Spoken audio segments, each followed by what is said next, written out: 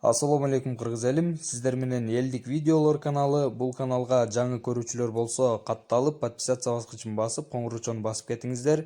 Ошондо гана биздин жаңы видеолорду көрүүгө сиздерге мүмкүнчүлүк берилет. Анда эмесе видеону баштадык. Бүгүнкү видео Адахан Мадымаров жөнүндө болмокчу. Видеону толук көрүп кетсеңиздер, кызыктын баары алдыда.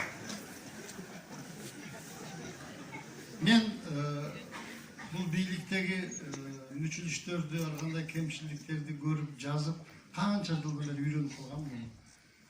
Анан ошол жерден Кудай насип кылып буйруп парламентке барып калсак, мен өзүмдүн ошол жерде ордумду таба алам деп ойлойм. Себеби айтканга, маселени көтөргөнгө анча-мынча акылым жетет. Эл аралык деген сөздү так айта алам. Ассамблея народов деген мага ерунда унайт. Туурабы? Муну айта бергендер бар, отурат ошол жердечи. Кыскасы, силер уят болбойсуңар.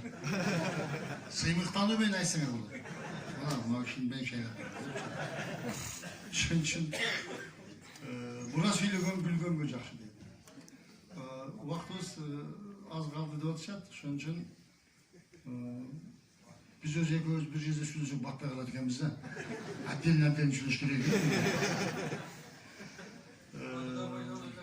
Келгиле мен ушул дагы бир көөдөн кыйкырыгы деген бир өзү ок бергим келип атат. Себеби бул элдин кыйкырыгы, силердин көкүрөктөн чыккан кыйкырык деп жазганга аракет кылгам.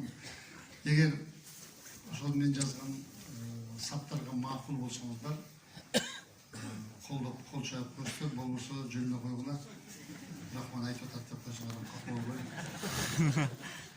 Баары билип айтпай жүргөн сыр кылып, мен силерге айтам дастан ыргылып. Жамгыр болуп төгүлбөсөм бүгүн мен, жүдөп турам жүрөктөн жаш кылгырып. Uzun түндө уйку бербей кыйнаган, бул көөдөндөн жарып чыккан кыйкырык. Ызы чуудан чаң көтөргөн куюндай, балким калар менин үнүм угулбай. Акыл калчап азаматтар уккула акыйлашып, ажоолукка жулунбай, кыл чайлашып, кыргын башка түссө да келген дайым сөз чындан бузулбай. Айтылган сөз чептей болуп сызылган, сөзгө сынган чапкан чөптөй кыйылган, сөз асылы көзөп өтүп мезгилди кылымдардын кыйрынан угулган, көрөлекмин, угелекмин бирөөнүн айткан сөзүн мойнуна алып жыгылган.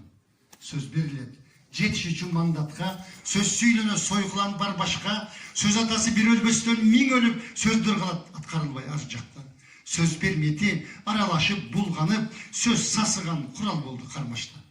Батыр болуп өз-өзүнчө кол курап, баш мыйзамга түкүргөндөр олтурат. Байкуш элдин көз жашынан чогулткан, байлыктарды чөнтөктөргө толтурат. Кыйындарың качан эсин жыят деп, кыйнаган бир жүрөгүмдү ойтурат. Жетет толду чыдам сабыр чөйчөгү, жер көз кылып тепсиңер өлкөмү, оомат кетип таштандыга айланып, өчкөн бүгүн ала тоомдун көркөмү. Баштагыдай нурун чачпай бозорот, байкап көрчү жылдыздарды көктөгү. Диндин келип агымдары кайдагы, кыргыз азыр, кыргыз эмес баштагы. Мечит эмес чиркөөлөрдү окунтуп, бир топторун динсиз кылып таштады. Ынтымакты ичибизден жоготуп, имандын бүт чыгып жатат майканы.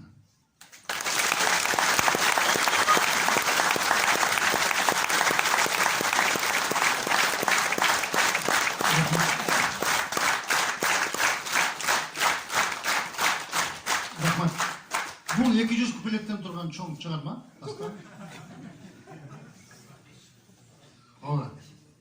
Бир көрүүчү сурайт, Рахман ака, мен 10 куплеттен эле бүт Кыргызстандын азыркы тагдырын уктум. Калган 190 куплетинде эмне бар дейт. Калган 190 куплетинде чечилбей жаткан чек аранын чыры бар. Бүгүнкү парламенттин деңгээли бар. Кызыл килем менен учуп чыгып кеткен Батукаев бар. Ең башкысы Россияда мигрант болуп иштеп жүргөн сиздердин убактылуу иштеп жүргөн балдар кыздардын өтө өкүнүчтүү көрүп жүргөн күндөр бар. Ошонун бардыгы биригип көөдөн кыйкырыгы деген китепке чогулткан. Эми Biz ушундай bir мамлекетке жетейлик жүрүп, өзүбүздүн тоолордо. Бүгүн Кыргызстан менин оюмча bir чоң бала бакчага айланып калгандай да. Ар бир үйдө 4-төн 5тен неберелер чоңоюп атат. Ата-энеси биякта сиздер. Кээ бир учурда карып калган чоң ата, чоң эне кайсы бала баласынан, кайсы кызынан небересин билбейт. Бирок санын билет. Кечке маал болгондо 5 баланы санап болду. Ya 5 болуп калды, болду. Олар наркулга кирип алып жата берет, болду. Жооп бериш керек да силерге чектик органда. Кийими бүтүн, курсагы ток. Бирок мээрим жок болуп атат да. Аны биз каяктан алып келебиз ки? Каяктан экспорт кылып сатып алып келип балдарга беребиз? Бул мүмкүн эмес. Бул өтө коркунучтуу нерсе менин оюмчачы. Ошон үчүн биз эртерээк бул мамлекетти чогултуп, сиздерди чогултуп, Тарахан мырзанын айтып жүргөн сөзүнүн эң бир башкысы сиздерди мен алып кетемин дегенде. Ошол максаттарга барайлык. Ага барыш үчүн биз өзүбүз аракет кылышыбыз керек. Илгери эстебес Турсунали Ибраматылык менен Асанкул Шаршенов гастролдо жүрсө, бирөө чакырып баласын жан үйлөгөн экен, бата берип коюңуз десе, кой союп сыйлап, анан эстебес атабыз бата бериптир. Көп балалуу болгон, бактылуу болгон, омин. Чыгып кетип барса, аркасынан Асанкул Куудул атабыз келип, жанагы балага айтат эмес, эй, эстебестин батасын ишенip жүрө бербей, өзүң аракет кылган депчи. Сыгарындай, мына ошол өзүбүз аракет кылбайбыз. Башка эч ким аракет кылбайт. Силер менен жолукканга аябай кубанычтамын. Мен ким?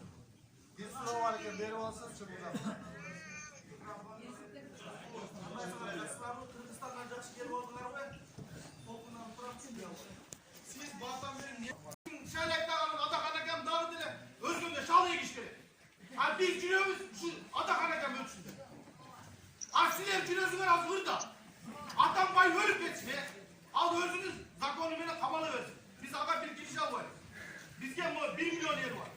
Aran az 6 milyon yer var dokaz. 6 milyonda cermi bala, cermi şayla var. Nerede anlık şayla dokan milyon Kırgız var. Bütün her yerlerde kulutlarda cürüyoruz. Cetimleri cürüyoruz, mahalle. Nuşlarını bütün Atakan adı var şayla elde. Siz niye mi oldunuz?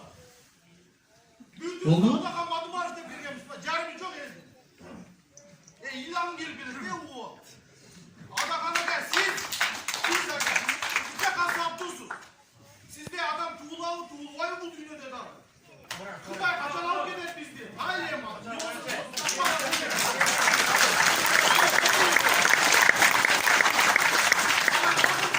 Men jigit эми Rahmat aga sizin özünüzün artistik bunda kasetiniz var. Bizge az Atakan'a gel yemin lan. Buna işleri var. Şu anda tutup alış gerek biz. Biz o şu мен ырдап сүйүү жөнүндө ырдап аткан жокмун.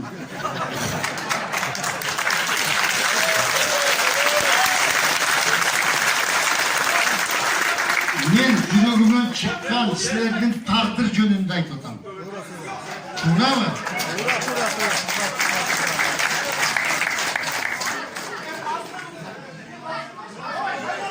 Чоң рахмат, анда убакыт болуп калыптыр.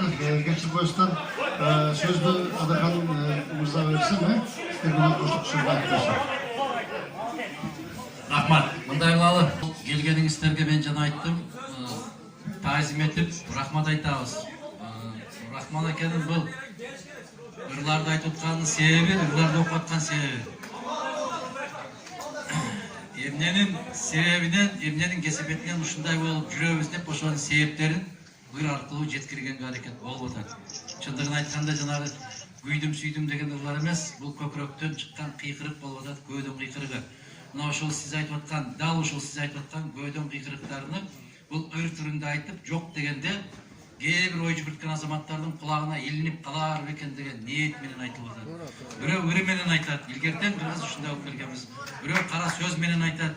Ошентип олтуруп жапа-тырмак жабышып биз көксөгөн ой максаттарыбызга жетер бекенбиз деген оюн билдирип атат. Эми бүгүн келгениңиздерге дагы бир жолу терең ыраазычылык айтабыз. Рахмат айтабыз. Бул жолугушуунун аягы эмес. Биз кайсы бир максатты көздөп келип жолугуп аткан жокпуз, аны туура түшүнөсүздөр. Мына келиңиздер, ушундай болуп 3 киши келип жолугуп кетиңиздер дегениңиздер, биз келдик. Бул бир. Экинчиси, өткөн жолугушуудагы берген тапшырманы мен мына жерден ачык жооп бердим. Демек, биздин колубузда бүгүн ошол укуктар бар. Алыстан аралыктан туруп